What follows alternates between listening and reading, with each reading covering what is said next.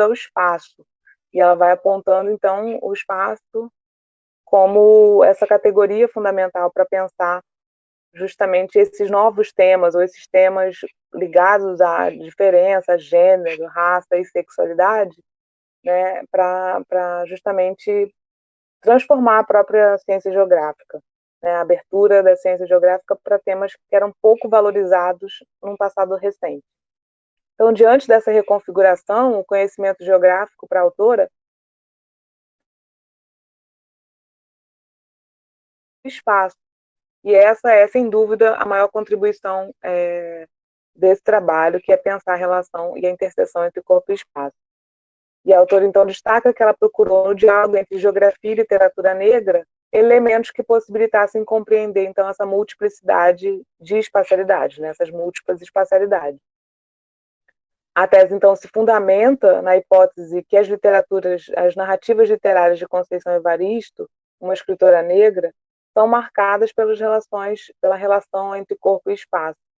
E aí ela vai fazer isso através da análise dos romances, né, Ponce e a Vicência, de 2003, e Becos da Memória, em 2006, e a autora, então, que define as suas narrativas como escrevivências, tem uma escrita marcada, né, pela sua própria trajetória socioespacial e por suas memórias, o que permite a ela, né, Conceição, criar e escrever a partir das suas próprias vivências e experiências enquanto mulher negra. Esses romances analisados, então, eles inscrevem também o próprio tema da interseccionalidade no fazer geográfico, né? E essas personagens, elas são constituídas em parte significativa pela relação entre gênero, no caso as mulheres, raça e espaço, né? As mulheres negras e as espacialidades resultantes da sua própria experiência. Esse, para mim, sem dúvida, é o elemento que a gente podia destacar mais, né, ao longo da tese. É uma tese, como toda tese, bastante longa, né, e a gente percebe que a gente vai ter que escolher alguns momentos da tese para poder falar aqui. E eu acho que quando ela fala da relação corpo-espaço, é sem dúvida a maior contribuição do debate de hoje. Não sei como que a Lu e a Heloísa tinham imaginado fazer essa apresentação. Eu, no caso, nem tive a oportunidade de imaginar fazer uma apresentação, porque eu contava com a apresentação delas. Anitta, Oi. eu tenho o slide, se quiser eu posso projetar. É meio difícil, né, Luma, porque eu não sei o que elas imaginaram falar. A gente pode até passar os slides, mas como é que E eu vou tem saber também falar? texto, se você quiser que eu Pois é. projete. Eu estou Anitta, tentando. Oi. Manu, consegui voltar brevemente, não sei por quanto tempo, mas Então voltei vou aproveitar brevemente. que você está aí, apresenta os slides que você tinha imaginado, porque aí pelo menos a gente consegue aproveitar um pouco o trabalho que vocês prepararam, né? Ok. Tá ótimo, né? Alguém Quem vai vai projetar? projetar? Alejandro, né? Vai ser só um segundo, gente. Então, e eu acho que a gente já, depois que a Manu falar, a gente pode se concentrar mais nesse trecho da tese em que ela se dedica à discussão da relação corpo-espaço. Mas agora eu vou deixar a Manu apresentar. Vai falando aí que eu tô abrindo aqui. Posso destacar ainda que ela, para desenvolver a pesquisa, né, Ana Maria, utilizou a análise de discurso como metodologia para identificar as memórias, as formações e as rupturas discursivas presentes nas narrativas da Conceição Evaristo, né, e além desse procedimento metodológico, ela buscou localizar as inscrições espaciais que se relacionam com o corpo através de levantamento de termos, de expressões que indicam, né, essa interseção entre o corpo e o espaço. Então, isso é um olhar interessante da gente pensar a metodologia do trabalho, né? Porque ela não apenas destaca a análise de discurso, mas ela mostra como ela fez isso em termos de procedimento metodológico operacional mesmo, localizando essas inscrições espaciais no texto, né? E localizando, levantando esses termos, essas expressões que indicam essa interseccionalidade. Enfim, tá pronto aí?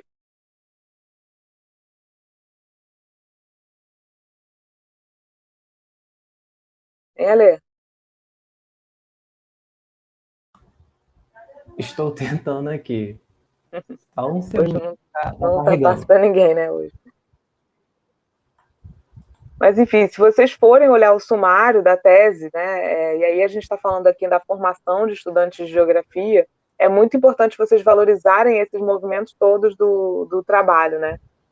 O sumário é um elemento importante da gente analisar e escolher, ainda mais quando a gente tem que fazer opções do que priorizar aqui na apresentação. Bom, tá projetando aí a tela, acho que o Manu já pode fazer a apresentação. Pode passar, Lê. Então, né, a apresentação de hoje que a gente tinha preparado, né, para falar sobre a tese da Ana Maria Martins sobre geografias insurgentes, corpo e espaço nos romances Ponciá Vivência e Becos da Memória de Conceição Evaristo. Pode passar.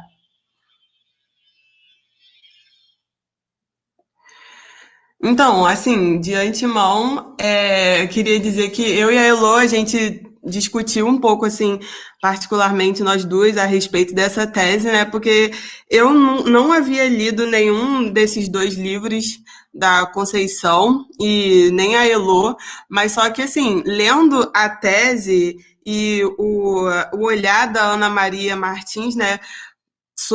A respeito do escrito, a gente teve muita curiosidade para poder entender melhor, até mesmo através, né, da visão da Conceição.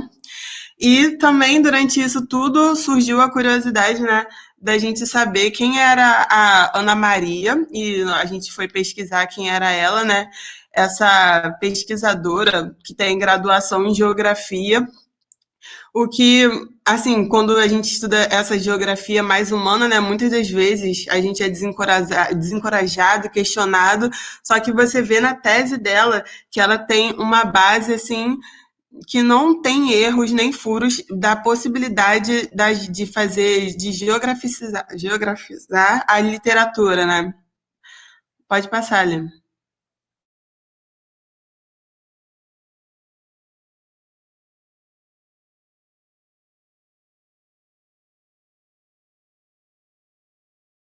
Manu caiu?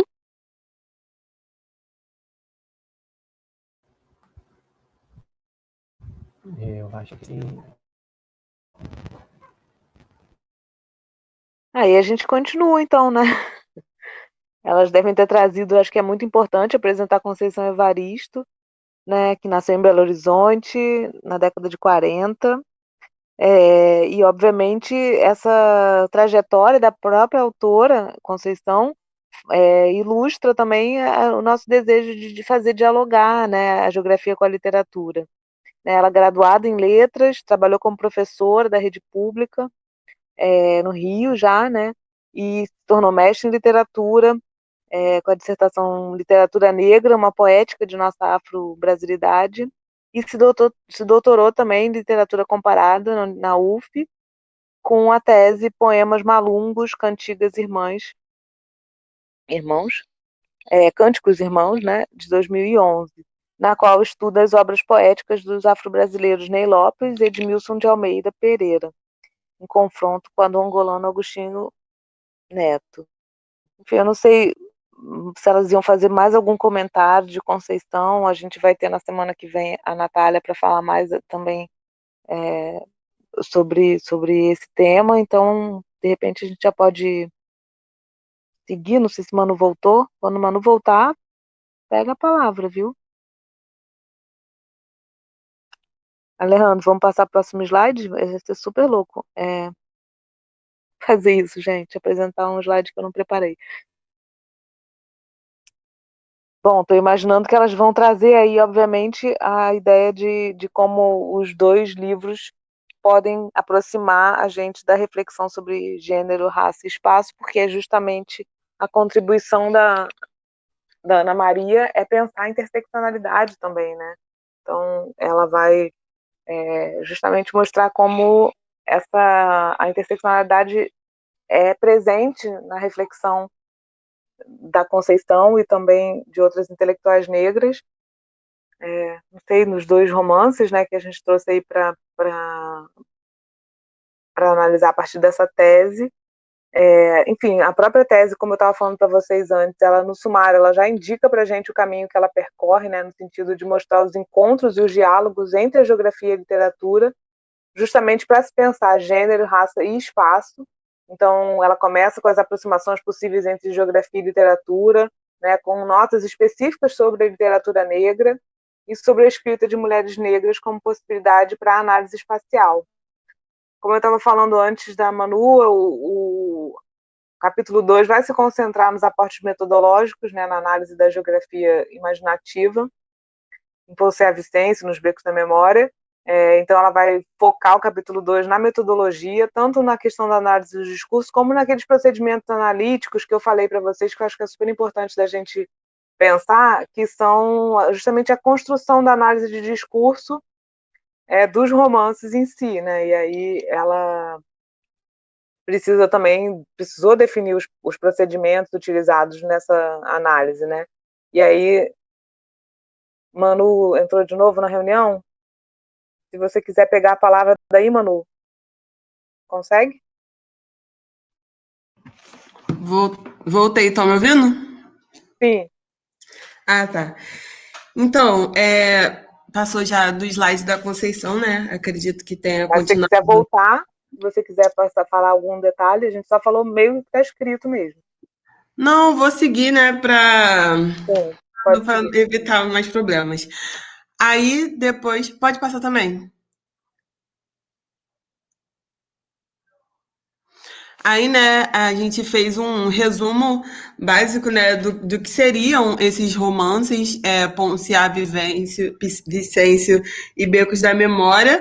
E, assim, nesse Ponciá Vicêncio narra a história da Ponciá, né, que é uma mulher negra, rural, que migrou para a cidade em busca de possibilidade, né, dessa possibilidade conhecida comumente, né, desse êxodo rural, de melhora de vida e principalmente no aspecto que ela vivia numa vila em que havia muito essa divisão de pessoas negras e pessoas brancas, e ela vai para a cidade acreditando que quando chegar ela vai viver uma nova coisa, que não vai ser menos disso, mas quando ela chega ela percebe, né, que não é isso. Ela aluga uma casa numa comunidade e ela vê mais uma vez essa divisão, essa dificuldade em torno de toda a história dela, né? E ela entra assim num momento muito difícil da vida dela, que ela se sente mal e decide voltar para casa dela, né, onde ela tinha a família dela, e fala também sobre a conexão dela com o avô, que era muito forte, né?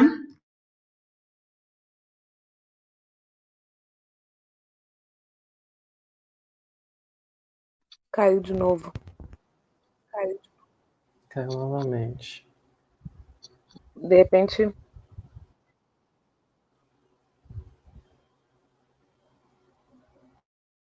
Não sei se ela queria completar mais alguma coisa, mas ela conseguiu falar boa parte do que elas tinham pensado para resumir o livro.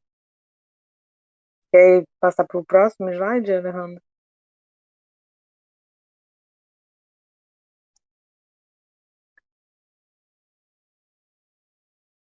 Para mim está super pequeno, então se alguém puder.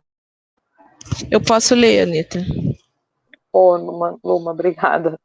Eu estou vendo o celular e tô velha já. Eu vou ler aqui, então. A narrativa de Becos se dá em torno do desfavelamento que está a ocorrer e que assusta moradores da favela, pois esse processo representa uma perda espacial e de parte da trajetória desses sujeitos. A história, portanto, se passa em uma favela da cidade de Belo Horizonte, que não é identificada na narrativa, mas há referências que se trata de onde Conceição Evaristo morou antes de migrar para o Rio de Janeiro. As narrativas de Becos da Memória são constituídas pelas lembranças recriadas do cotidiano, da favela e das dificuldades enfrentadas pela população que, diante da possibilidade do desfavelamento, que permeia toda a narrativa. O romance narra a história de vários personagens com trajetórias distintas, mas se convertem nas vivências da favela. Posso dar uma opinião sobre, Anitta? Claro, por favor, Luma.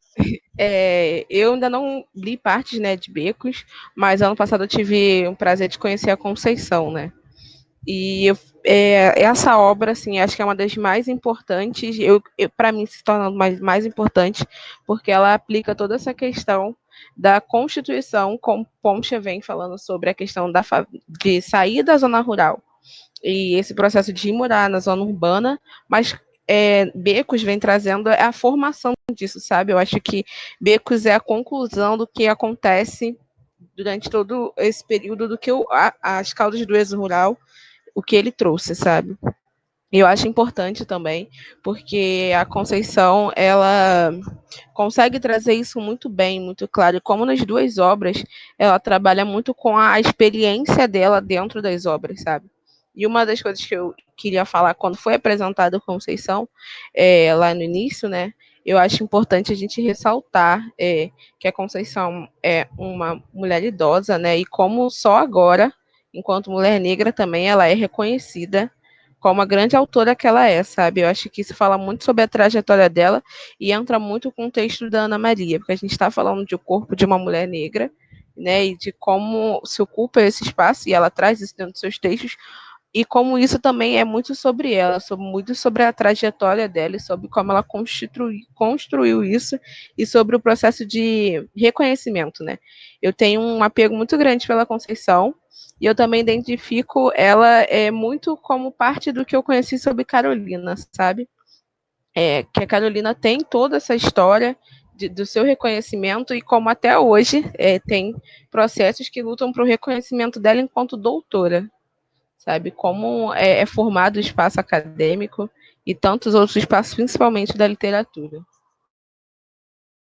Muito bom, Luma. Eu acho que você trouxe muitas coisas importantes. Essa questão dessa corporificação dessa mulher negra. Ela não é só uma mulher negra, é uma mulher negra idosa, e que esse reconhecimento vem numa fase da vida já avançada, né? É mais lento, demorado, em relação a outros reconhecimentos de outras corporalidades, né? Eu acho que é muito importante ressaltar, porque tem muito a ver com a interseccionalidade, né? Tem muito a ver com interseccionalidade de gênero, raça, classe, né? E essa questão etária também, que talvez para a literatura em si não seja tão complicado alguém ser reconhecido na fase avançada, né? Na fase, no caso, da velhice. Mas é importante considerar, sim, porque é esse corpo, né? Esse corpo de uma senhora, esse corpo de uma mulher idosa revela também essa lentidão da visibilidade, né? O atraso do reconhecimento social da importância dessa autora. Eu acho que isso é uma coisa que vale destacar, né? Relacionando então a questão geracional com o reconhecimento que a Luma trouxe. Eu não sei se Manu voltou, se a gente segue tentando fazer o que ela imaginou. Não voltou, né? Voltou. Não, não voltou. Aí tem esse último slide, esse é o último, que fala justamente algo marcante que o Manu tinha falado, né, da Conceição Evaristo, né, que é essa frase: a nossa escrevivência não pode ser lida como história para alienar os da casa grande, que sempre incomodados, que são os injustos. É justamente Isso. tudo que o falou. Isso. E que vem sendo tratado na tese da Ana Maria Mar, no capítulo 3, né, que é Corpo e Espaço. Essa intersecção para uma geografia da diferença. Ela começa até falando sobre, e eu amo muito. Eu não sei se vão falar de outros capítulos atrás, não sei. Vai falar nisso. Eu queria falar dos procedimentos analíticos, né, da questão metodológica que ela aponta. Antes de entrar. Ok. Então pode prosseguir. Não sei se é só para mim que você está picotando muito ou se é a minha internet que está ruim. Todo mundo ouviu o Alejandro muito bem? Só para eu saber se é a minha. Eu ouvi picotar também. Tá. Então, o que eu queria falar dos procedimentos analíticos, assim, dentro da geografia, ela vai adotar um diálogo com a literatura, e tanto ela também se inspira numa metodologia que é muito mais ligada às letras do que à geografia, se a gente for pensar, né, a questão da análise de discurso. Mas ela faz isso focando a análise de discurso para o desenvolvimento de uma pesquisa que é geográfica, e um procedimento que ela analisa é justamente o levantamento de termos e de expressões que indicam sentidos espaciais. E aí, a partir deles, ela identifica e analisa essas inscrições espaciais presentes nos romances. A Luma falou aí da favela, né, os becos, isso aí está tudo fazendo essa referência aos espaços. Então, para fazer essa relação, ela localiza esses termos, né, que possuem sentidos relacionados à corporeidade. Né? Então, por exemplo, o que é a corporeidade de uma mulher idosa nos becos e, por exemplo, muita escada? Né? Tem um olhar sobre isso. Né? Muitas favelas no Rio, por exemplo, são feitas em morro. O que significa para um corpo idoso subir até o alto do morro? Então, essa descrição do corpo no espaço, né, e dependendo de como o romance vai fazer isso, estou falando isso que poderia ser analisada outras obras, né, outras obras literárias, ou talvez imagens, né, um videoclipe, enfim, como a gente vai fazer um álbum visual, uma outra obra literária, ou, por exemplo, uma poesia, né? Como é que se imagina o espaço nessas artes, né?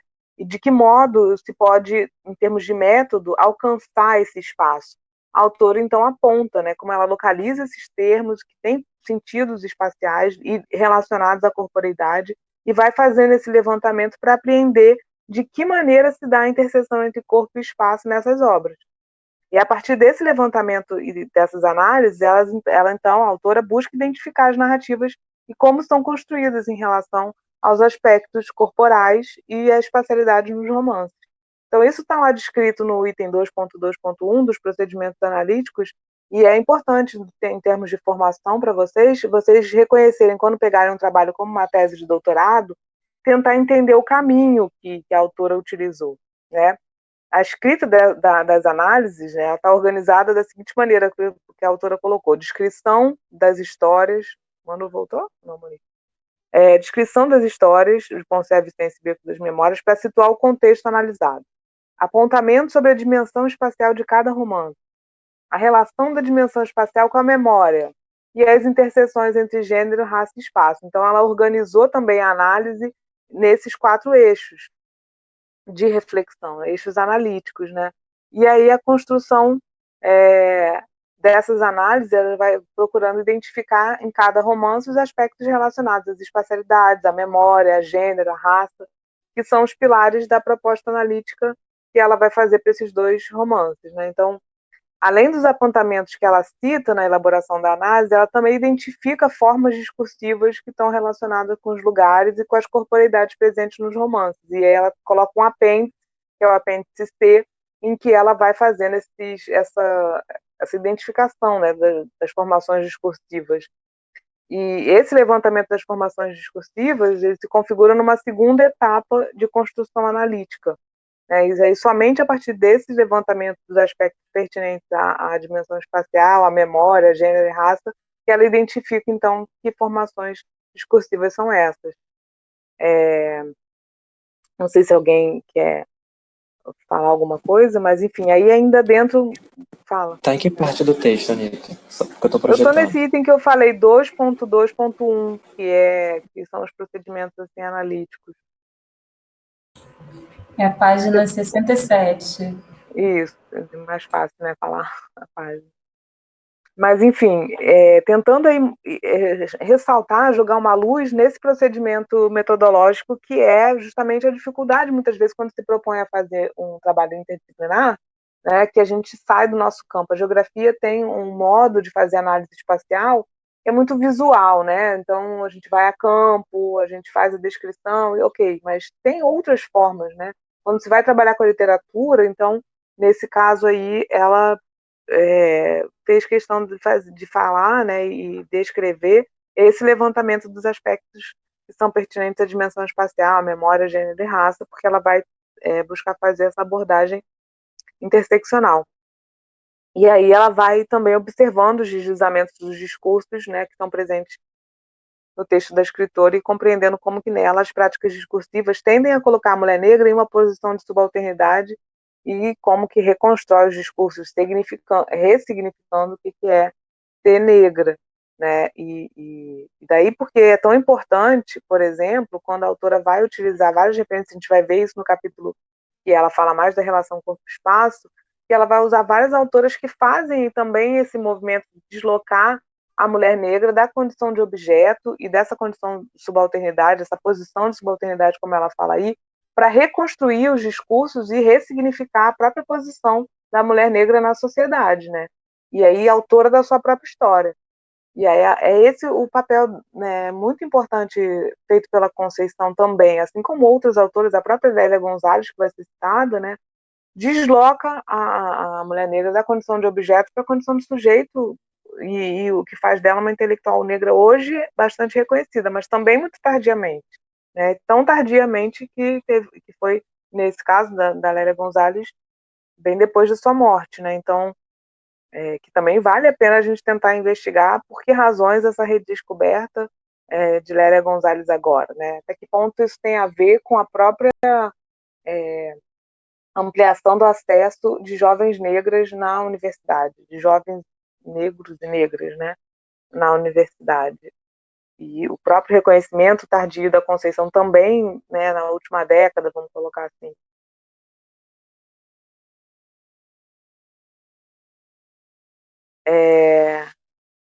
A autora também, Ana Maria Martins Queiroz, fala para a gente desse procedimento que ela realizou para analisar dos romances e da trajetória socioespacial da própria autora, a própria escritora, né?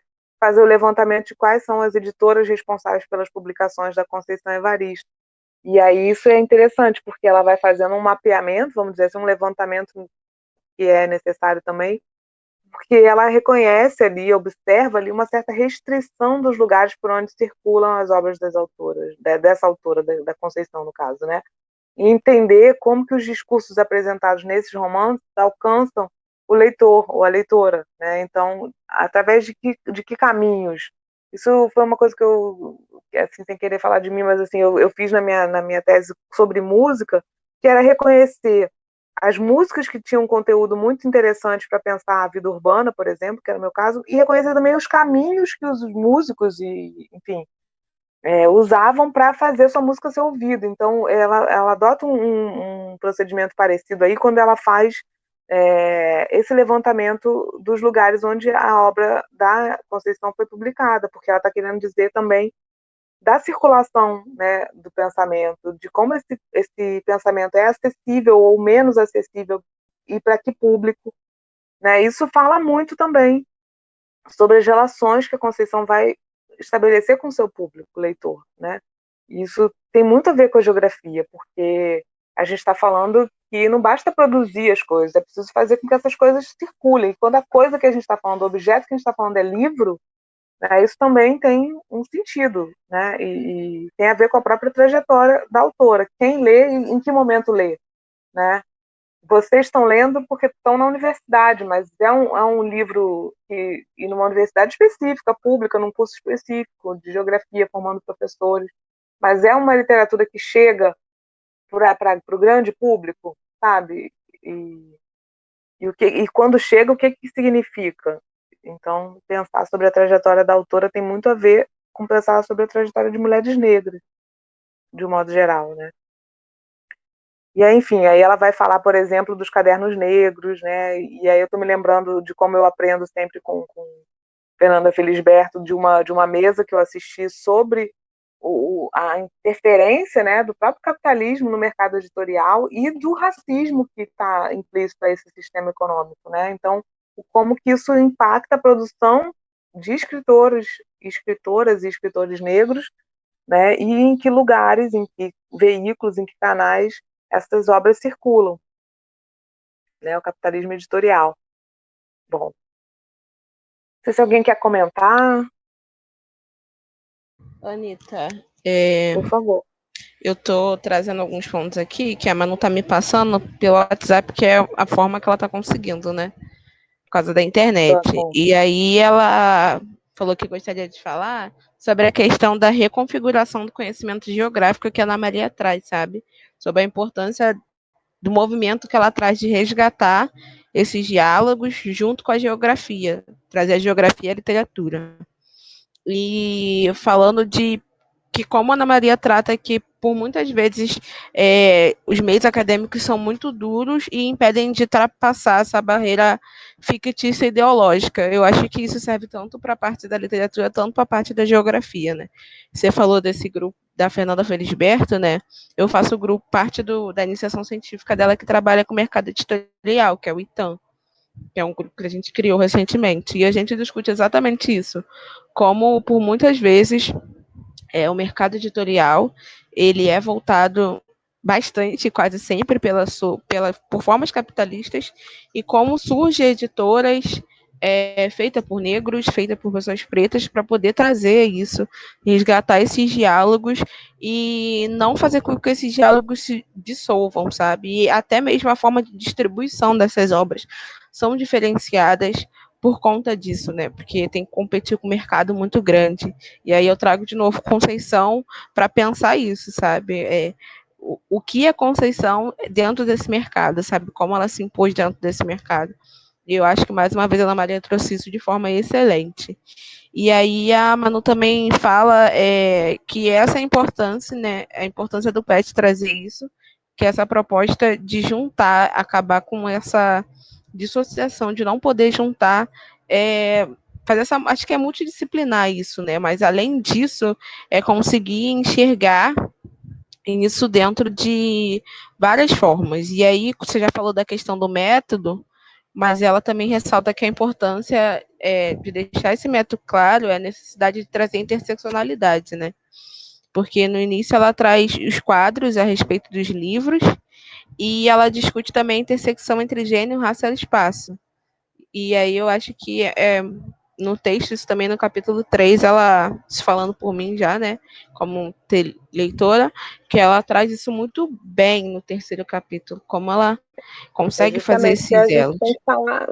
Perfeito, Luma. É exatamente o que a gente ia falar agora, porque essa parte metodológica está no 2, e aí eu estava justamente agora para apontar como o 3 é importante para falar isso que você está falando, né? Que é jogar a discussão para a relação entre corpo e espaço, numa perspectiva interseccional e geográfica, né? Então, assim, ela está justamente pensando em interseções para uma geografia da diferença.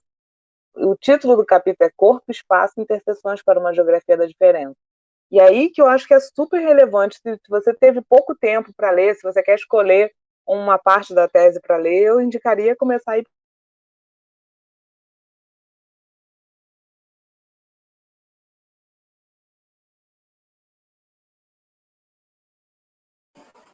Agora foi a Anitta que caiu, né, gente?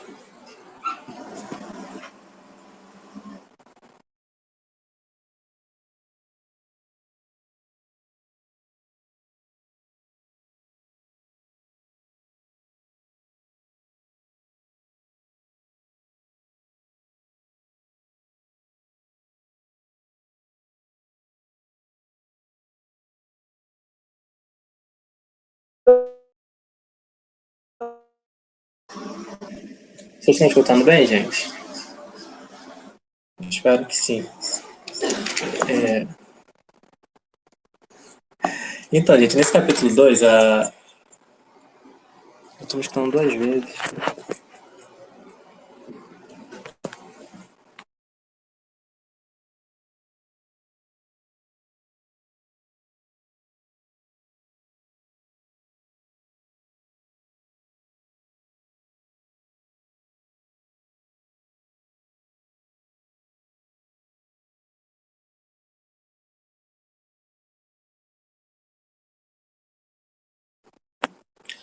Então, gente, nesse capítulo 3, ela vem tratando sobre o corpo e espaço, intersecções para uma geografia da diferença. E bem no início, tirando essa parte inicial aqui, ela vem tratando sobre 2 filmes que ela inicia falando, e um filme que é muito marcante para mim, que eu vi quando eu era adolescente, foi Preciosa, que é um filme de 2010. Esse filme vai tratando, como ela diz no texto, né, sobre essa relação do corpo dessa protagonista, que o nome dela é também o nome do filme, Preciosa. E ela vem, como que ela vem trazendo essa relação desse filme com a questão do corpo no espaço, né? Como o corpo dela, em muitos dos lugares que ela passava, era um corpo rejeitado, era um corpo que não se sentia pertencente àquele espaço. E isso nos faz pensar como diversos espaços para esses corpos que são ditos como fora do padrão, eles não são aceitos nesses espaços que eles não são bem-vindos, no caso. E isso me lembrou duas situações recentes, que eu sou muito ligada na cultura pop e tal, filmes de herói e tal. E uma situação recente que aconteceu, quando a gente pensa nesses espaços múltiplos, em relação junto com o corpo, é quando, acho que foi anteontem, o Twitter oficial da Disney publicou divulgando sobre uma nova série e que o protagonista é um protagonista negro e tem outros personagens que também podem ser ditos como principais, mas não tem tanto esse protagonismo como esse personagem negro, que são dois personagens brancos. E divulgando essas fotos, as fotos seria muito melhor se eu estivesse mostrando, gente, mas acho que não vai ter como. As fotos foram dos dois personagens brancos, elas foram muito bem visualizadas por todos, e a do personagem negro foi cortada pelo algoritmo do Twitter. E aí já mostra também um reflexo disso que ela vem trazendo ali, mais ou menos, sobre essa rejeição do corpo negro nesses espaços. E isso me remeteu também à questão não sei se vocês viram, sobre esse documentário, mini documentário, não sei que tem, da Globo, que leva o nome de Falas Femininas. Foi um documentário muito bonito, muito bem arquitetado, muito bem planejado, e ele vem trazendo sobre essas falas femininas das protagonistas, que são protagonistas de mulheres negras, e que elas têm um corpo diverso e esses corpos são todos considerados fora do padrão. E isso, quando eu estava vendo essa série, esse documentário, e lendo esse texto, me lembrou disso, como toda a trajetória, toda a história que foi contada por essas mulheres, mas na hora de como que isso foi planejado para ser contado, quem foi que dirigiu, quem foi que roteirizou, quem foi a diretora de imagem, quem foi a fotógrafa, que tudo foi feito por mulheres, por trás dessas câmeras, por trás da câmera, eram mulheres brancas com corpos considerados dentro do padrão. Então a gente também já vê essa diferença entre o que é exibido e entre como que é feito. E essa relação que eu vi nesse documentário junto com esse texto, me lembrou muito disso e sobre algo que a gente tem posto muito em pauta recentemente, que é sobre a questão da cota, que muito se é falado, muito já foi falado sobre cota para graduação. Aí a gente tem visto movimentos sobre cota para pós-graduação. É uma coisa que a gente bate muito aqui no debate, que a gente leva muito aqui. E só que, muitas vezes ficam nesse discurso de vamos botar cota, é um direito, obviamente, só que quando a gente vai ver em relação a, por exemplo, para um professor universitário, a gente não vê tão pontualmente como é para uma graduação ou para uma pós-graduação. Para a pós-graduação já é tão amplo assim. Porque diversas vezes, ano passado eu já vi vários programas aprovando. Alguém entrou?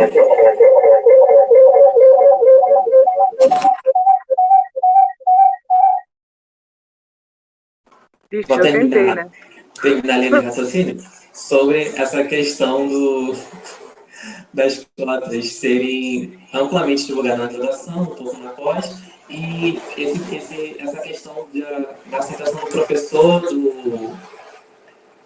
dentro desse programa, junto com esse direito que também deveria ser implementado. Não sei até que ponto a Anitta Eu terminei aqui, de raciocínio. Mas eu não sei se vocês estão me ouvindo. Estou te escutando, Anitta. Eu também já perdi completamente. Eu ia falar do capítulo 3, e aí entrei e ouvi você falando do programa da Globo, né? Sim. Que eu vi, confesso que eu... enfim, nem sei se eu devo falar o que eu achei, mas enfim, vamos voltar pro texto, assim. Mas, assim, acho que o que você falou é super relevante, né? De quem é que faz, né? De quem é que pensa coisa, e muitas vezes a representatividade acaba não acontecendo na criação, na elaboração, né? Quanto a gente gostaria. Aí o texto me remeteu a justamente esse documentário, né? Sobre, quem eram as vozes que estavam sendo escutadas, mas como que tudo isso foi planejado, sabe? Quem estava por trás. E são corpos distintos, a gente sabe, como disse, né, quem foi que planejou tudo, mulheres brancas, ditas dentro do padrão.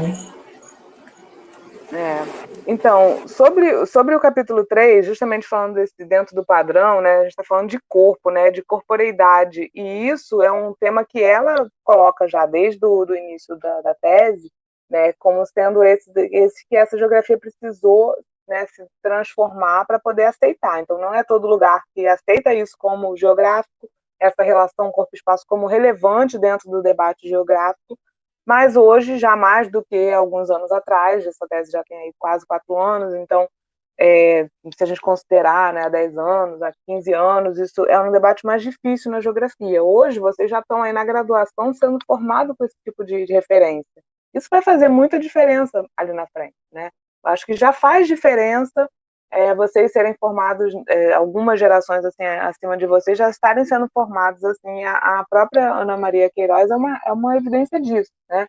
Ela já na tese dela já trabalha com isso, usando várias referências, mas ainda precisa conectar várias referências para fazer a interseção.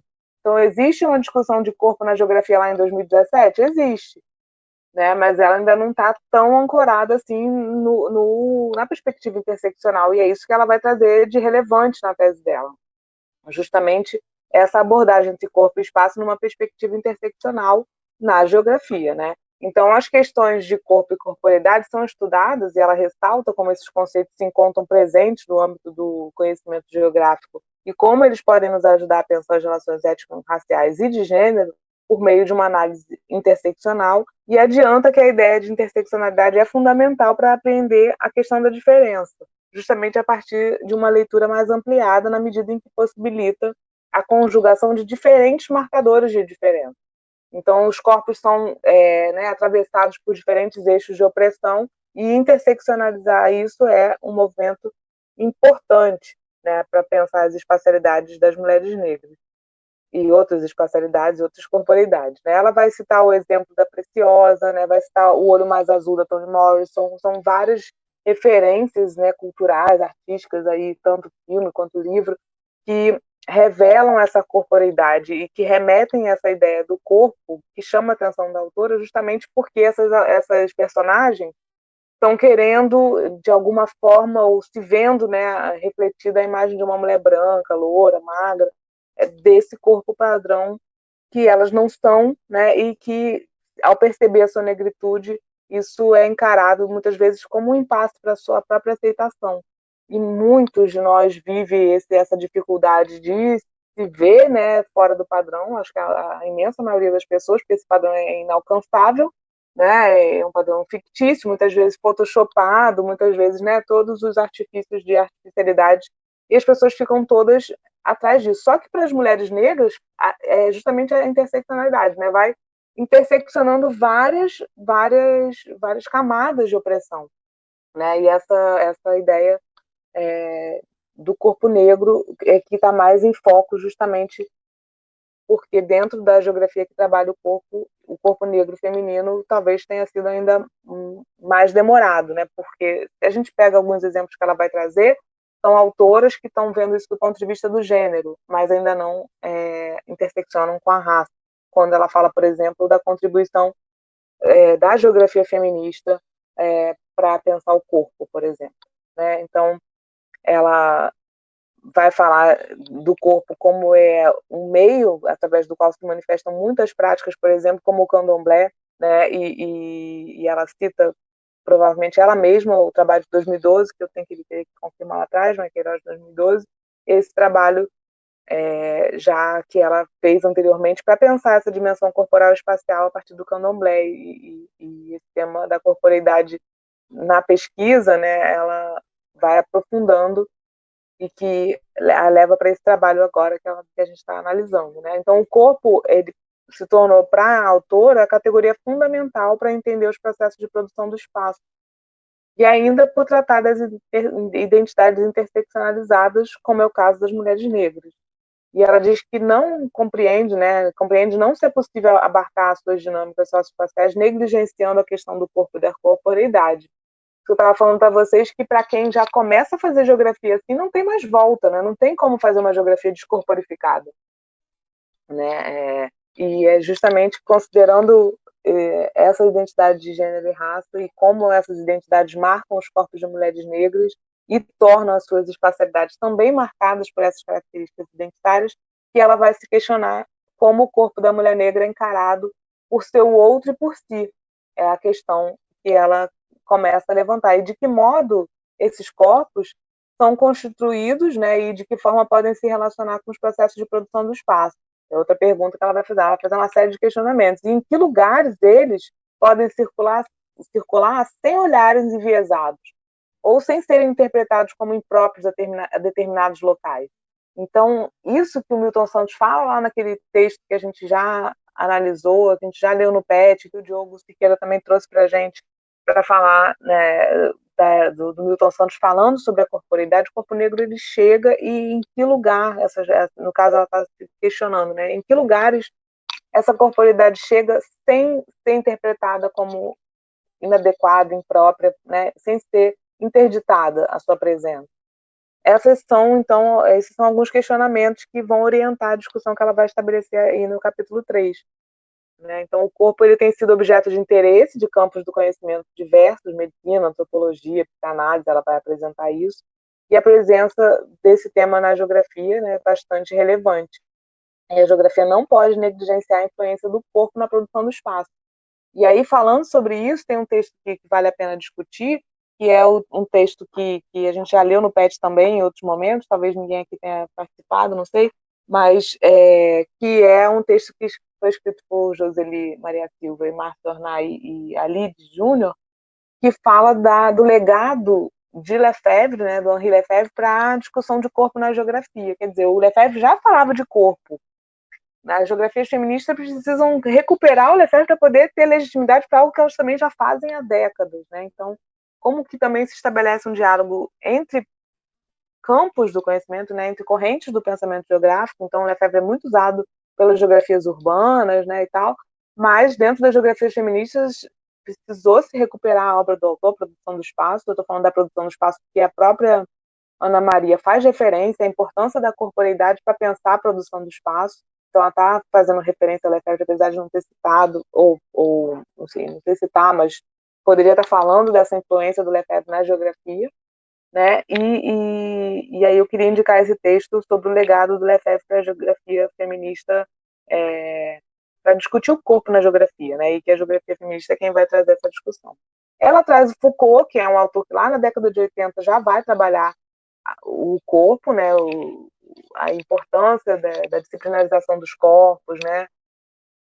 E ela, enfim, chama o Foucault justamente porque ela traça esse perfil das práticas discursivas, né, como que ele contribui para colocar em evidência as interdições, né, as práticas corporais relacionadas, por exemplo, à sexualidade. Isso é interessante porque o Foucault vai pensar a questão da sexualidade. As feministas, por exemplo, a Silvia Federici, ela fala, né, que se o Foucault tivesse dado tanto valor às questões de gênero como ele deu às questões de sexualidade, talvez a gente não tivesse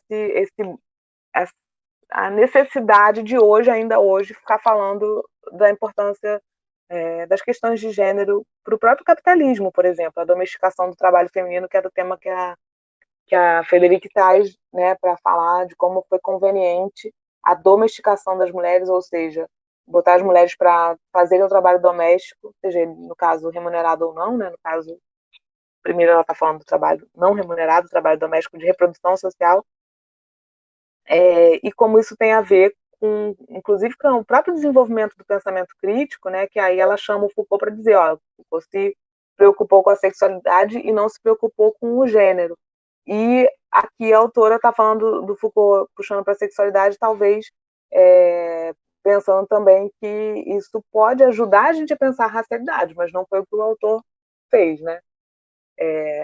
Foucault, ao traçar o percurso dessas práticas discursivas, coloca em evidência, por exemplo, como se estabelece as interdições e as práticas corporais ligadas à sexualidade, e a autora ressalta: o corpo, a partir das discussões do autor, pode ser encarado como um instrumento através do qual certos discursos são determinados como verdadeiros e se tornam os pilares de uma estrutura social marcada por normatividades que excluem e marginalizam certos sujeitos.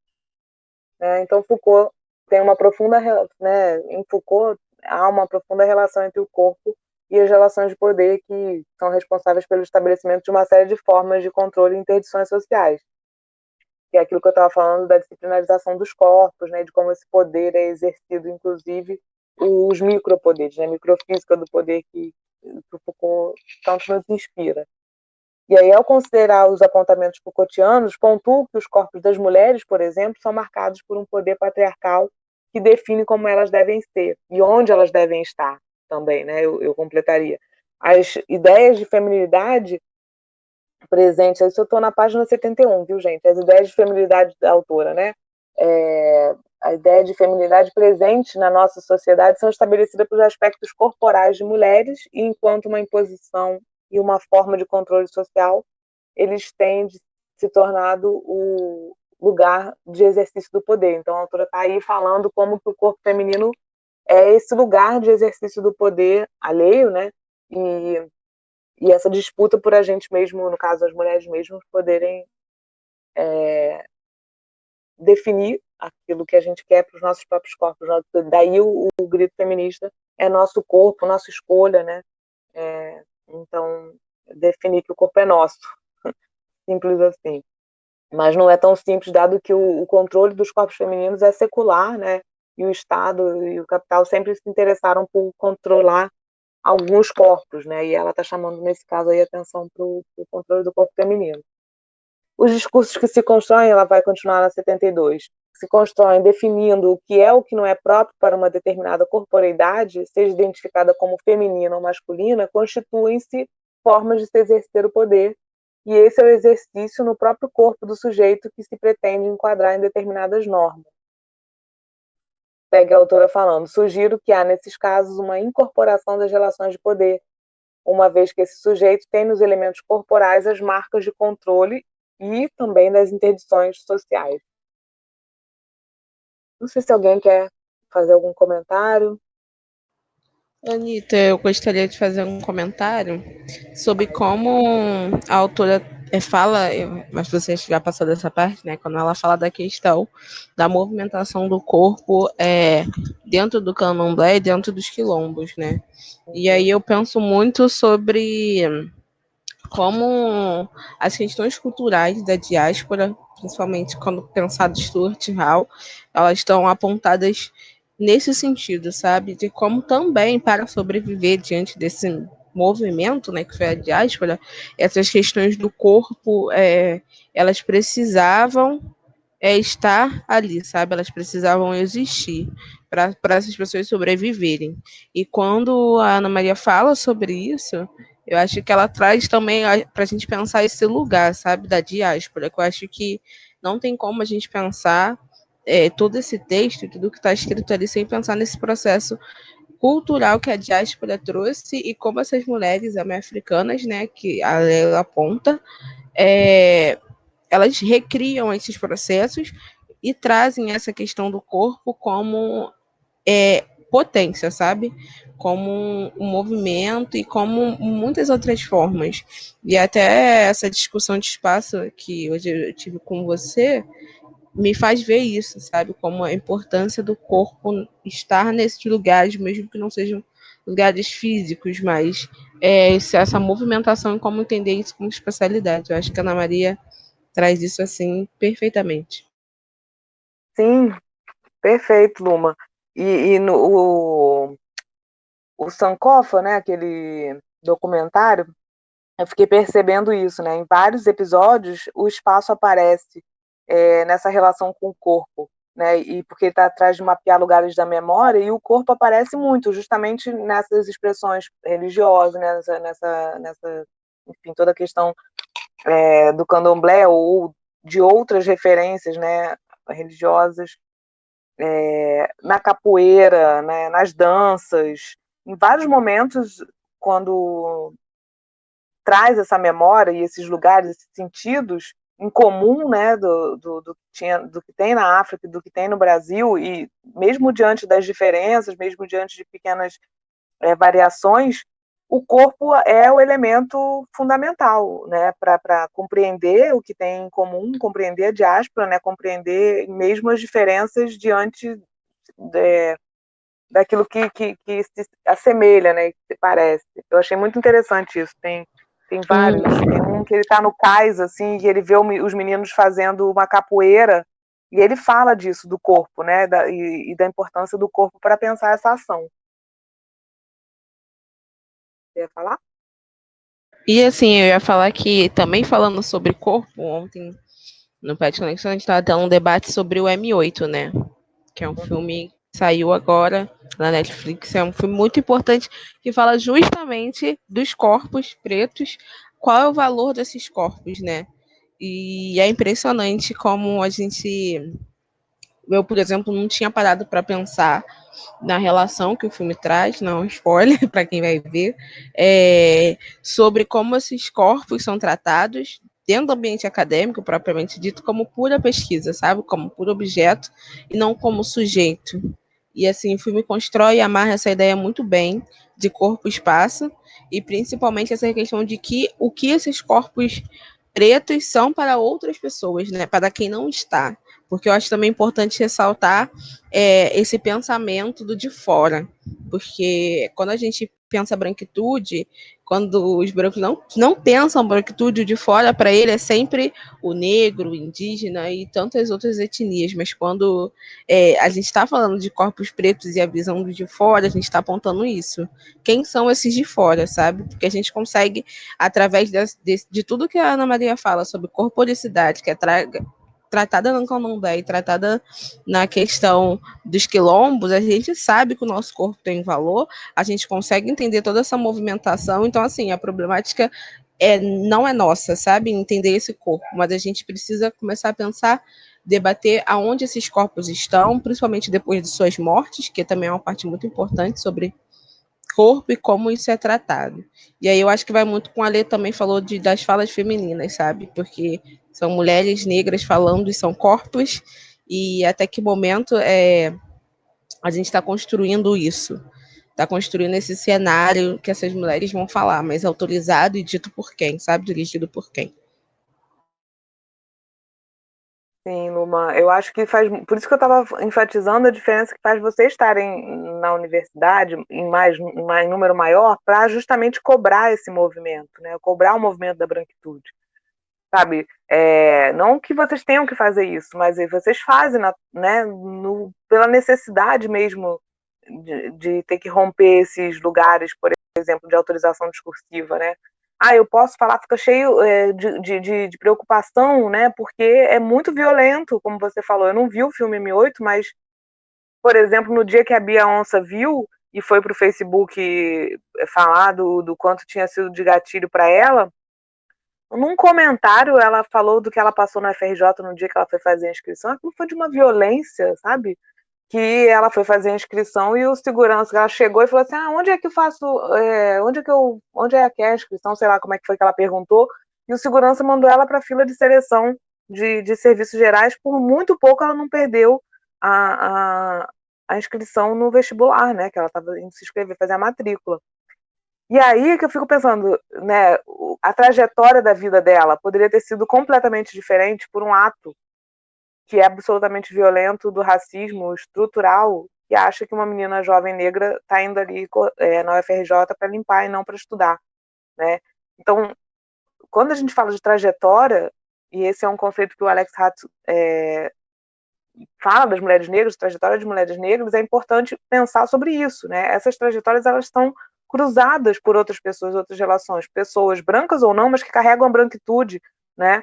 Porque a gente precisa também pensar que essa branquitude é esse sistema mais amplo, né? E se a gente não tem oportunidade, como muitas vezes a gente debateu ontem, né, no mestrado sobre Lélia Gonzalez e acabou falando sobre branquitude, pensando, trocando muitas ideias sobre isso, porque muitas vezes isso está introjetado nos sujeitos, né, de uma forma tão violenta, né, que um segurança que provavelmente, como até foi colocado ontem pela Natália, que o irmão trabalha, né, e como segurança, como, enfim, e colocou, e fala muito desse lugar, né, da reprodução né, do racismo, né, da reprodução da branquitude, muitas vezes sem se questionar, né? E quando a gente aponta e questiona, parece que a gente é que está criando. No caso, a gente que eu estou falando, quando a gente propõe o debate, né? Muitas vezes, por exemplo, em situações de ser branca e ficar falando de racismo o tempo todo. Parece que você está, enfim, eu não sei exatamente como definir isso ainda, mas é uma coisa que mesmo estando desconfortável nesse lugar que parece que você quer, né, transformar em objeto alguma coisa que não é, mas é isso, é tomando como branca a responsabilidade de pensar a branquitude e o racismo, né? Mas isso também causa um lugar de desconforto, mas que eu estou, obviamente, desconsiderando, porque esse desconforto é próprio mesmo da branquitude, tem que ser desconfortável. Não vai ser fácil, né? Não é para ser fácil. Nunca foi fácil para quem esteve do outro lado do racismo. Não é para ser fácil, né, para quem é branco desconstruir isso também em si, em seus próximos. Né? Obviamente, não estou falando dos negros e negras nesse momento, estou falando entre brancos, né? Que esse desconforto vai acontecer. Então, como a gente fala dos homens, assim, até que ponto você está lá no seu grupo de homens e quando vem uma coisa machista você consegue intervir? Porque não basta você mudar só as suas próprias atitudes, não é assim? Não basta não ser machista, é preciso ser antimachista, é preciso isso, ser antissexista, de fato. E como que a gente faz isso? Isso gera um desconforto, sim, sabe? Você vai ser meio chata, feminista, né? Como falam para os homens. Mas é isso, se os homens não atuarem também, a gente não vai conseguir transformar. Se os brancos e as brancas também não se colocarem, a gente também não vai conseguir. Mas vamos voltar aqui para o debate, que eu acho que ela traz isso de uma maneira muito mais linda, que é justamente falando de como a gente pode fazer isso na geografia. Né? Dentro da nossa prática, dentro do nosso fazer geográfico, o primeiro movimento é não se dobrar, por exemplo, a essa dominação que o próprio campo vive de referências brancas, né, de só citar autores brancos, de só ver a geografia através dos conceitos que foram cunhados pelos autores brancos ou, né, as definições que eles usam. Então, isso significa que vocês têm que, obviamente, romper um campo, e para isso vai ter que cruzar fronteiras interdisciplinares, por exemplo, né? Então, como ela está fazendo aqui, aproximando a geografia da literatura, né? Justamente para puxar essa autora e da Conceição, ela puxar o valor da intelectualidade negra, né? E valorizar também outras referências, outras possibilidades de diálogo. Ela fala na página 73 do corpo, né? Ela está falando do corpo como instrumento, né? Assim, do ser humano através do qual é possível estabelecer práticas identitárias e distintas entre os grupos sociais. Ela está lá falando as diferentes formas de abordagem sobre a categoria aqui analisada têm a finalidade de buscar sua compreensão de modo a tornar mais legível os processos que envolvem a construção das corporeidades e das práticas corporais. Mesmo ao se tratar de uma instância com a qual estamos intimamente ligados, pouco entendemos como se dá a sua constituição.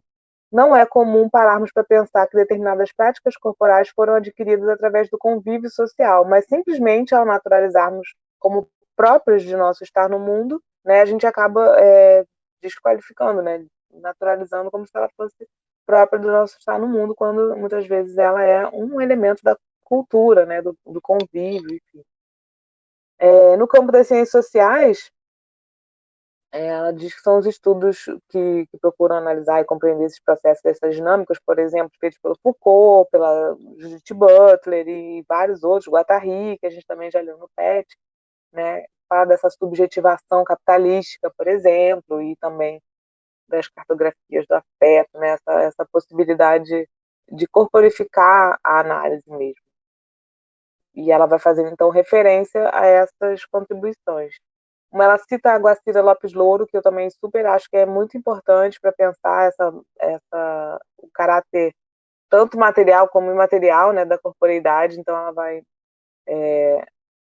falando, né, que não é que tente negar a materialidade dos corpos, mas o que se enfatiza são os processos e as práticas discursivas que fazem com que aspectos dos corpos se convertam em definidores de gênero e sexualidade, né? E aí isso tem a ver, por exemplo, da ressignificação dos termos, né? Bicha, né? Mesmo viado, são termos assim que por exemplo, serviriam para desqualificar e que foram ressignificados, né? E foram repensados a partir do próprio uso como marcadores de um pertencimento, de uma identidade. Ela também fala dessa corporeidade materializada das mulheres, né? E, enfim, volta a citar a Louro e a Butler.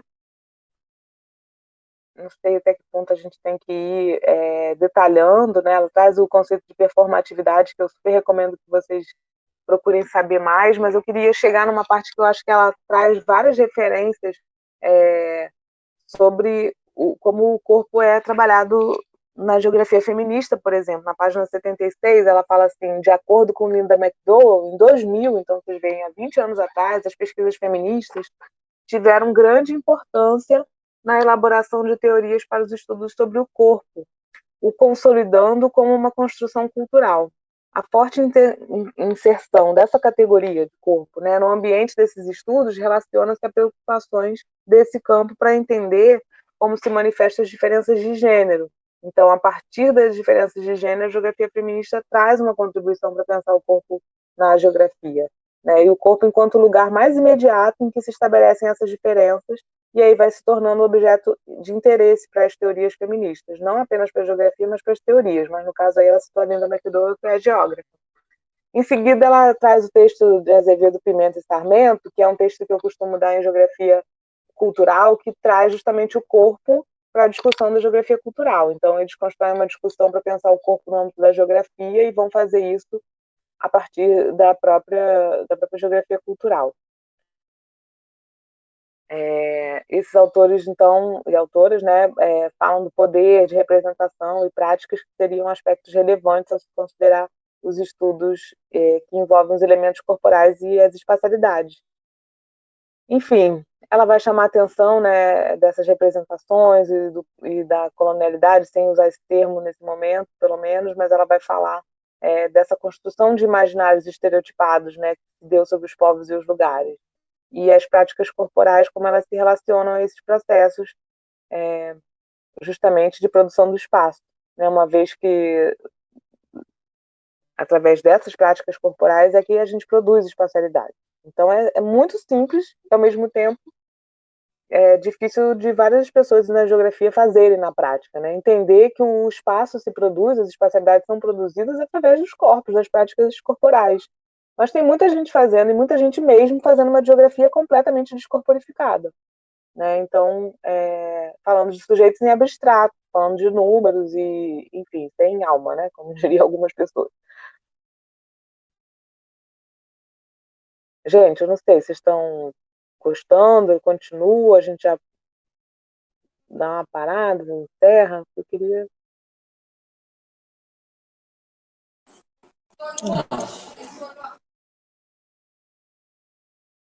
Bem, ela vai falar a Doreen Massey na página 77, que eu acho que também é uma outra citação importante que ela faz, né, para falar justamente de como o corpo pode ser trazido pelas discussões que a Doreen Massey vai fazer, né? No caso, ela não usa exatamente a categoria de corpo, mas ela como um tema de interesse, né? Ela fala, justamente por ser uma geógrafa feminista também, ela vai trazer uma preocupação, acho que até mais ampla, de discutir a espacialidade, né? E a espacialidade é como o espaço aberto, relacional, como essas trajetórias em coexistência, né? Que eu acho que a maior contribuição do Doreen Massey é pensar o espaço como trajetória de diferentes coexistências.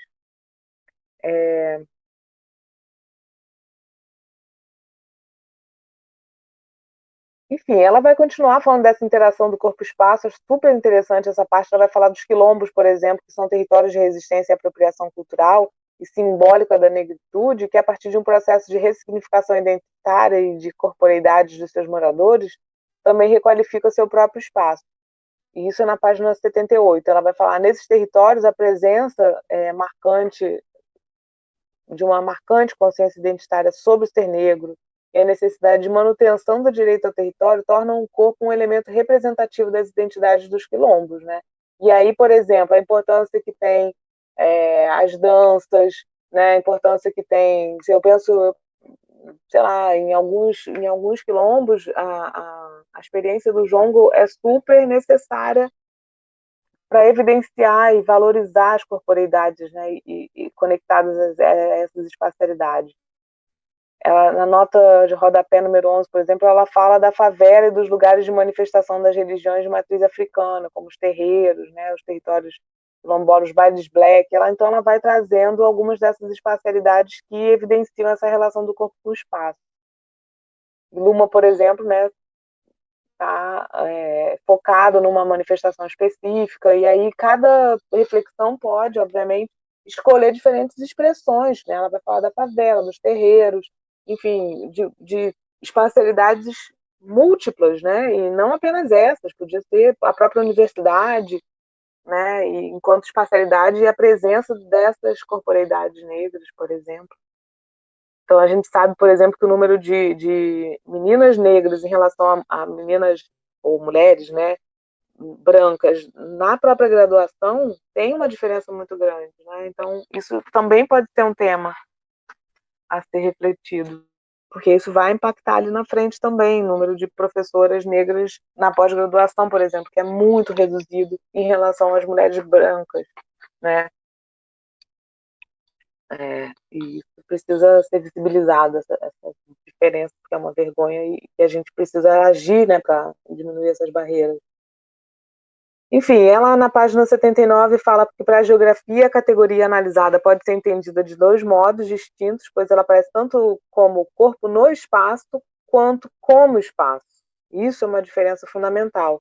Ela diz que para Linda McDowell, ao ser considerado como espacialidade, seria o lugar mais imediato com o qual o sujeito ou a sujeita possui contato. Obrigada. Vou pra casa. Tá. Vou pra casa. Tá bom. É derrapar. Tá bom, meu amor. Bota o casaco. Desculpa, gente. Pequena interferência doméstica.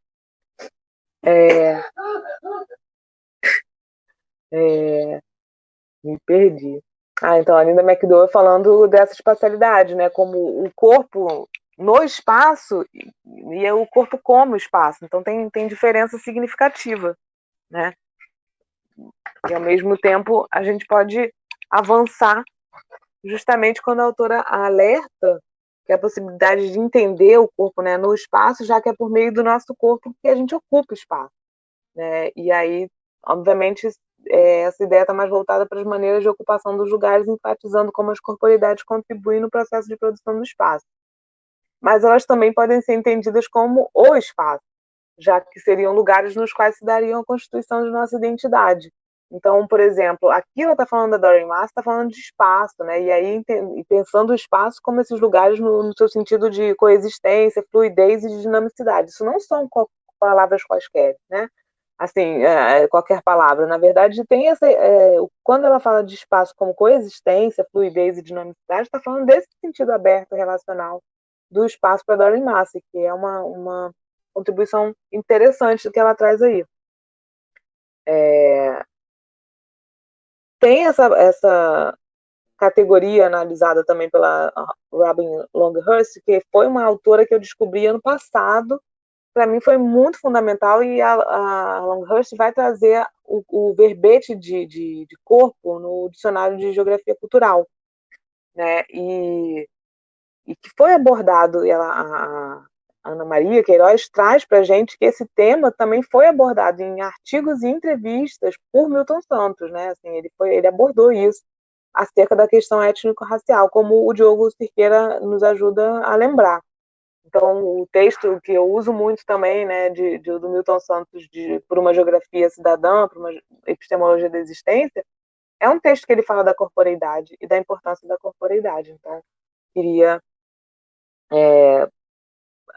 ressaltar para vocês isso, né, que ela chama algumas autoras, e essas duas aí, a Doreen Massey e a Robin Longhurst, das geografias feministas, e ela chama também autores como o próprio Milton Santos e o Diogo Cirqueira, que são autores que trazem a perspectiva da geografia negra ou da abordagem, né, que é prioritária, né, no caso da questão étnico-racial, para pensar o corpo, né.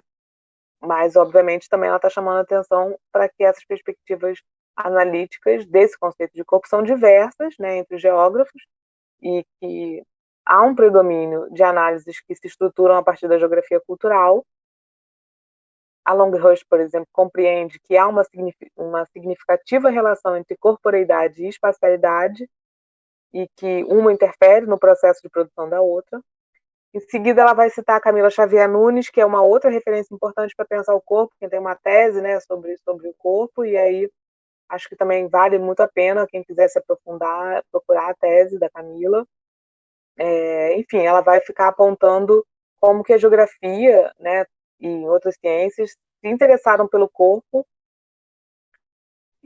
enfim, ajudaram, né, a pensar essa corporeidade também como próprio espaço em si, né, o corpo como demarcação da diferença. E eu penso logo na Linda Quebrada, né, quando ela fala meu corpo é uma ocupação, né, não tem expressão mais evidente do corpo como escala síntese do que uma pessoa trans, uma mulher trans, né, e que tem que afirmar, né, se tem bunda de mulher, se tem peito de mulher, né, e um pau de mulher, ela vai afirmar essa expressão dessa corporeidade.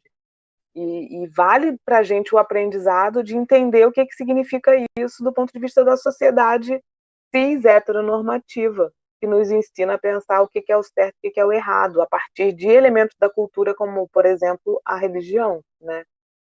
Então,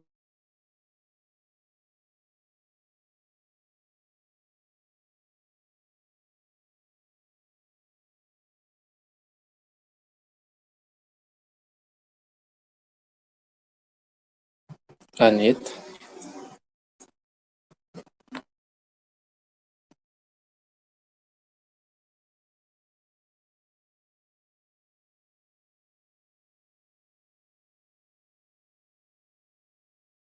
gente, Planeta, tô te escutando agora. mas cortou, foi isso? Foi, tá. Aqui tá avisando que sua internet tá bem ruizinha. Tá mostrando A sinal. minha? Aham. Hum. Gente, eu acho que também a gente avançou no que pôde, diante dos desafios todos. Teria muito mais a gente aprofundar aqui, porque a tese ainda está nem na metade, mas, enfim, ela vai citar o Lefebvre depois, o próprio Milton Santos, não sei se vale a pena a gente aprofundar quando ela vai discutir o espaço, mas acho que vocês poderiam, né, ler e trazer apontamentos, então não sei se vocês querem apontar alguma coisa.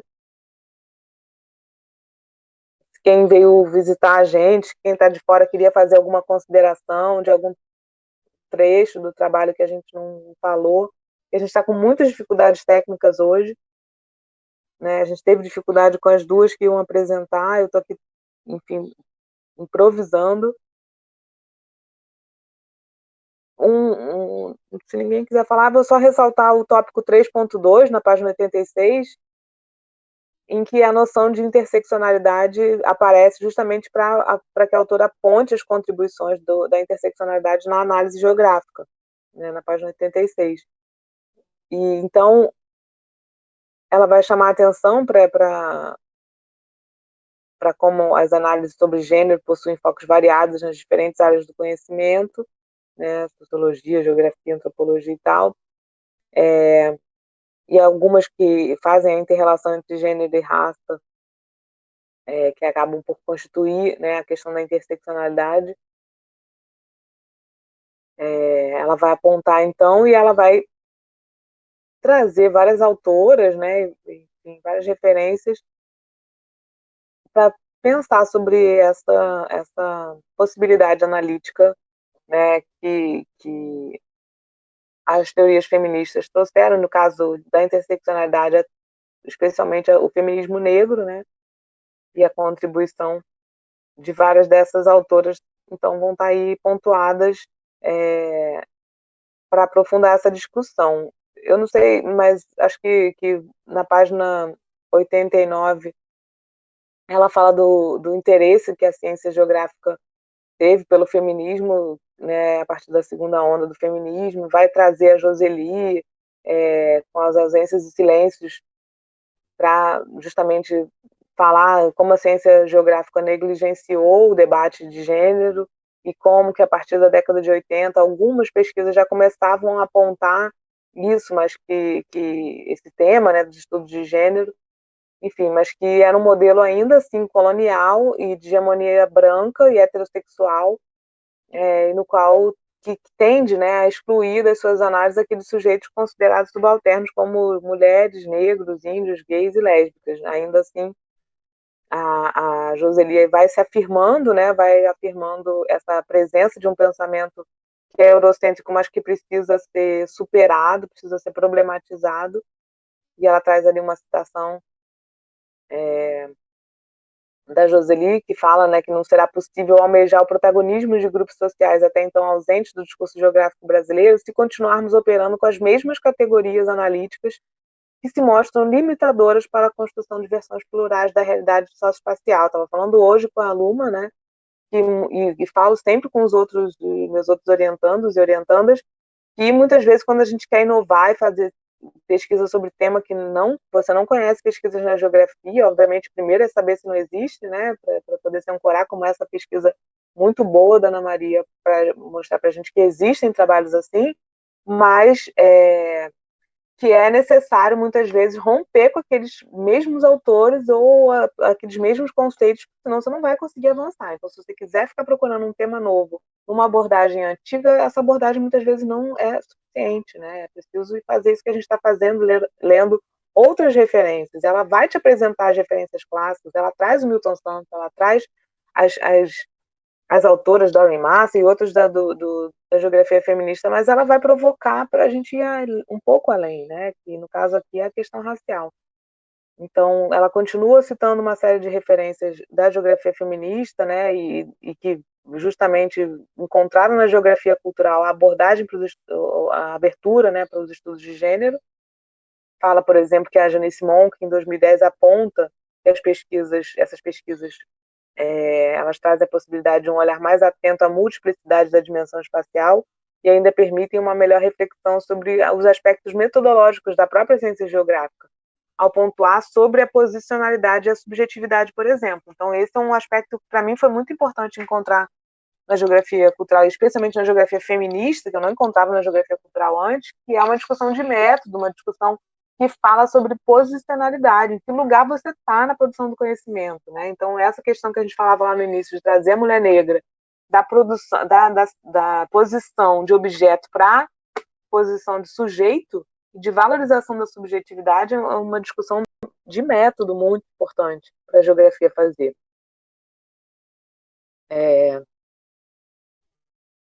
E aí, que até ela vai trazer uma citação do Márcio Orná na página 91, que diz: a principal proposição desse aspecto é de que não existe uma clara distinção entre sujeito pesquisador e sujeito pesquisado. Sob essa perspectiva, o que se obtém do processo de investigação é resultado de condicionamentos recíprocos entre vários elementos que produzem o próprio conhecimento. Então, quando você estuda, por exemplo, uma mulher negra como aluna, estudando mulheres negras em ação, essa condição de sujeito-objeto ela é muito menos rígida, né, do que é em outras situações.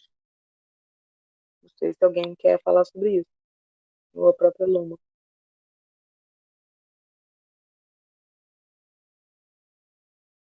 Mas, enfim, ela vai continuar aí falando das contribuições das geografias feministas, vai trazer, inclusive, a própria Donna Haraway, que é uma referência das teorias feministas, né, uma epistemóloga feminista muito importante, que já em 93 já falava dessa perspectiva universalizante, que é bastante problemática.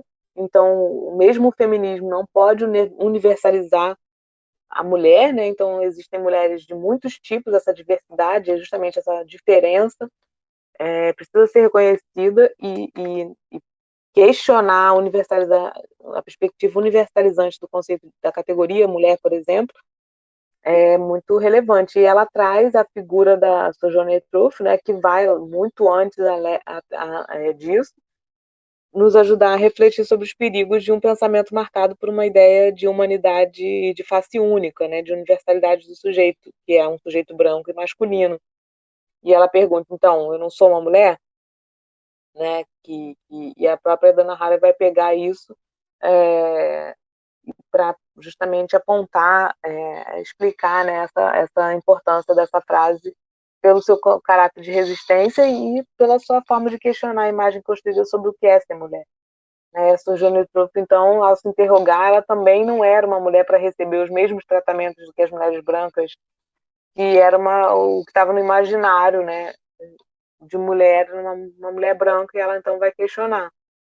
Né? E a Dona Haraway pega isso e teoriza sobre isso, né? Seu corpo, nome, discurso, suas formas, conteúdo, articulações podem ser entendidas como uma linguagem comum que faz exigências irresistíveis em cada um de nós, coletivo e individualmente, precisamente sua radical especificidade, em outras palavras, pelos deslocamentos e resistências à identidade não marcada, exatamente como meio de reivindicar o status de humano. Então, essa reivindicação da Sojourner Truth super necessária e orientadora de muito pensamento para a gente depois, inclusive para a própria noção de interseccionalidade. Ela vai citar Kambele Munanga, né? Kabengele Munanga.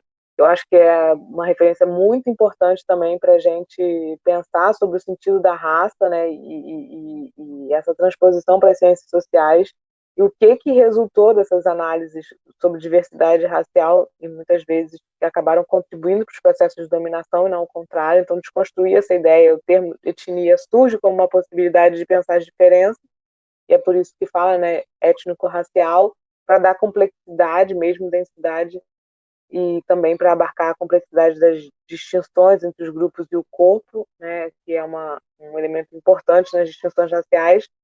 E a autora, então, na página 93, vai ressaltar que a raça é fundamental também para compreender os processos de subjugação e dominação que perpassam ainda hoje a população negra, e ela vai trazer o próprio orientador, o Alex Hatt, né, justamente para pensar essa categoria e como ela deve ser entendida como uma construção social, né, que se estabelece também pela corporeidade, que os aspectos do corpo são entendidos como basilares para a inserção de um determinado grupo racial. Isso está na página 93, e que eu acho super interessante também quando a autora dialoga com o seu orientador. E aí ela distancia a raça da perspectiva biológica, obviamente, né, e conjuga com uma lógica mais estruturada pelas distinções sociais, culturais e históricas, além das diferenças marcadas no corpo, como apontado pelo Alex Hatt. Ela vai trazer várias referências, inclusive a Kimberlé Crenshaw, para falar da interseccionalidade, né, do conceito que ela cunha, e, enfim, tem uma citação na página 94 que ela vai falar: as mulheres racializadas frequentemente estão posicionadas em um espaço onde o racismo ou a xenofobia, classe e gênero se encontram, né? E aí é por isso que se torna uma tarefa bastante perigosa, né? Ela vai falar ali quando esse fluxo vem simultaneamente de várias direções, essas interseções, né, acabam sendo marcadas por múltiplas opressões, né? Marcando, desculpa, essas múltiplas opressões. Gente, acho que não tem condição da gente ir ponto a ponto no texto, quando a gente vai terminar às 10 da noite, mas eu queria só chegar na parte em que ela se aproxima, por exemplo, da Lélia Gonzalez, né, e na página 101 ela vai falar, Lélia Gonzalez pontua os primeiros questionamentos sobre o lugar desse sujeito na sociedade brasileira, e diz, né, que estiveram muito vinculados à sua inserção no movimento negro, e para Lélia, né, a história como vivenciada por mulheres e homens negros e negras, de certo modo, os aproximam, uma vez que passaram e ainda passam pela experiência do racismo. E aí, então, as considerações que ela vai fazer a partir da Lélia,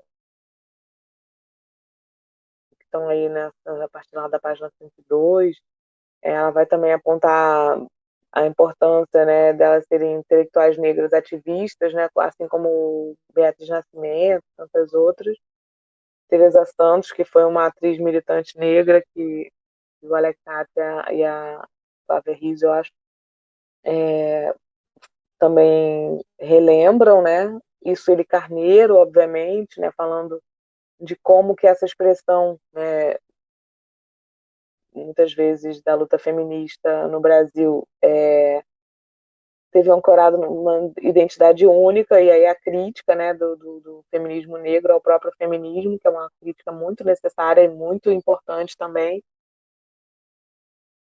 E aí ela vem, né, com é preciso enegrecer o próprio feminismo, que possibilita visualizar a espacialidade também como uma constituinte dessas diferenças, né?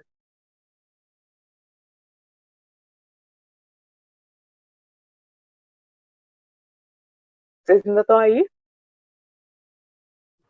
Sim, Anitta. Eu não sei se Sim, vocês querem sim. apontar mais, eu acho que talvez esteja faltando na própria Conceição, mas como a gente ainda vai ter mais 2 sessões, né, para falar da própria Conceição, na semana que vem com a Natália, e que vai ter que ser às 17 horas, né, aproveitando já para avisar para quem ainda não sabe da mudança do horário da semana que vem, porque a gente tem uma outra reunião necessária também nessa hora, e o próprio dia que a gente vai estar com conexões, né, para falar das obras da Conceição. Então, eu escolhi falar mais dessa questão teórica mesmo aqui, para a gente poder se concentrar mais, enfim, Anitta, na obra da autora. Fala, Nilma, por favor. eu só queria trazer as considerações finais, né? Que é uma das partes como ela concluindo, né? Se for para a gente começar a fechar agora, eu acho importante quando ela diz que a Conceição traz singularidade, sabe?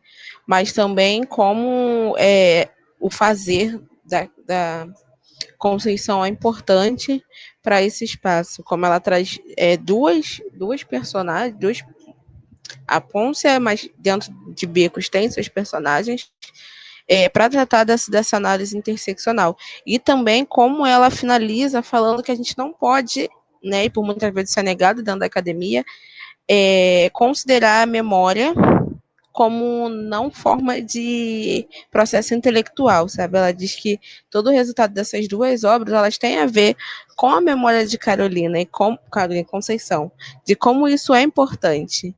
E aí eu acho que é isso, entender Isso tem muito a também. ver com a Lélia, né? Que ela fala Sim. que o que a consciência exclui, a memória inclui. Então, ela trabalha, a Lélia Gonzalez, com esse par também, né? Da consciência e da memória, para aprofundar essa reflexão que você está trazendo.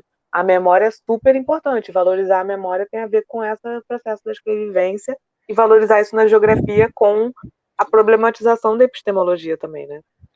Sim, eu acho que também quando você fala da Sojo, né, é importante entender que uma coisa que a Bia me falou e que eu tenho aplicado bastante, Beyoncé tem aplicado bastante, é que todos esses conceitos que a gente tem hoje, interseccionalidade e tantos outros, o povo preto já está falando disso, já está fazendo isso há muito tempo. E aí eu consigo ver isso exatamente em Conceição, sabe? Porque ela já está trazendo as suas memórias e pensando nesses pontos há bastante tempo. E como isso é importante, a gente entender de quando as mulheres negras trazem a questão da saúde do povo preto para território nacional, quem estuda essa cartilha são mulheres negras, sabe? Então, como esse processo de pensamento de mulheres negras e transformar tudo o que elas fazem, e é necessário, né, entender isso como processos intelectuais também, e que devem estar presentes na academia, é importante, sabe? E acho que a Ana Maria, Sim, é ela o fecha. conceito de intelectuais negras da Bell Hooks, né? Sim, sim. Que é isso, o intelectual não é só essa da academia, né? Esse saber, esse conhecimento, essa ancestralidade, que é intelectualidade também, né? É preciso ser valorizado. E valorizar isso dentro da academia é um movimento de método, né? É uma disputa também epistêmica, né? Então, por isso que eu acho que a gente precisa conseguir aprofundar isso para quem está escolhendo esse caminho também ter segurança de que isso já está sendo feito, né? E é isso, precisa se ancorar, né? Uma levanta a outra, né? Nesse caso aqui, a Ana Maria está levantando várias de vocês, para vocês terem segurança, né? De que há um caminho também para fazer essa geografia corporificada, negra, né? Feminista e negro feminista, né?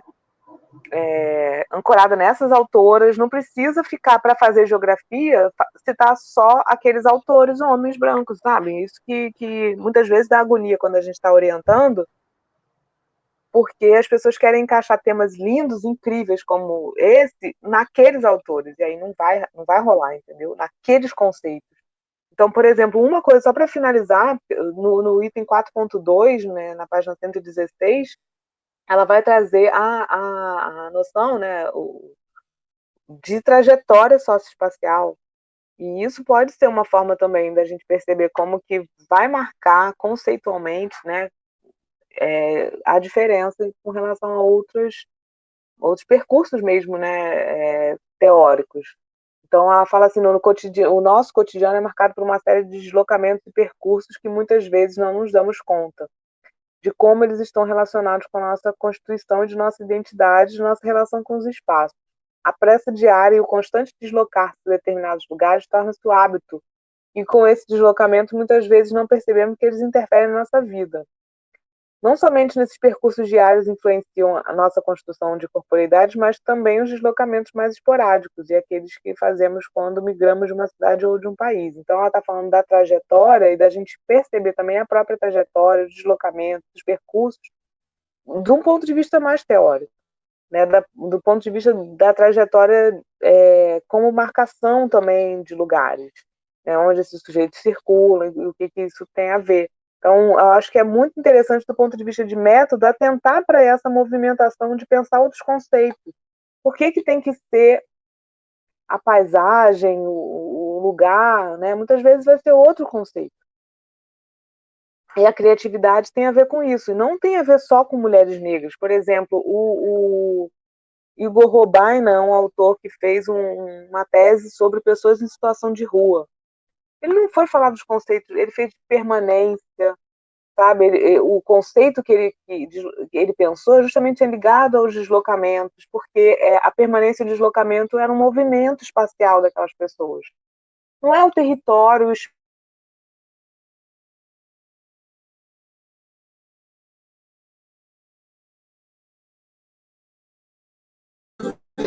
Caiu, gente.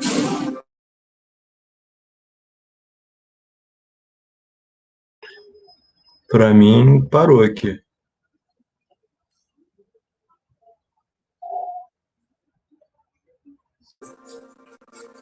Então, eu acho que, não sei se ela consegue voltar, gente, voltar. Já estamos finalizando, né?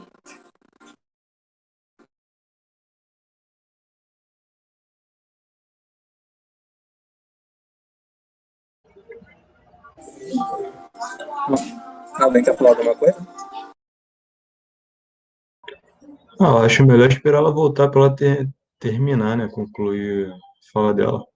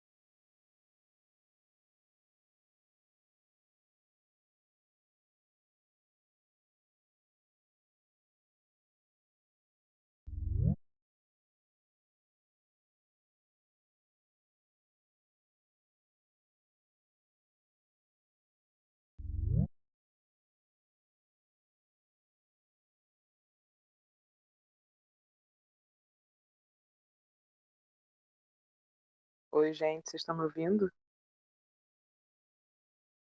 Pelo visto, não, né? Bom, Sim, oi, gente, vocês estão me ouvindo? tá travando um pouco aqui. Eu só queria dizer que não tem mais condição, que eu sinto muito, que eu lamento, mas que eu agradeço a participação de quem conseguiu entender alguma coisa de hoje. Não sei se vocês estão me ouvindo, mas é isso. É isso, Anitta.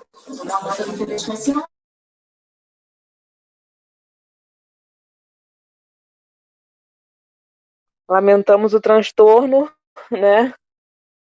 E é isso, gente. Tomara que na semana que vem as nossas redes e internet estejam um pouco melhores. Impossível continuar desse jeito. Mas não é por falta de tentativa, né?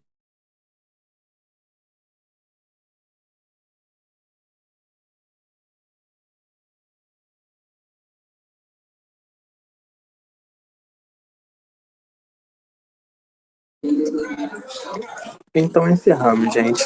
Aí ela pode parar a gravação.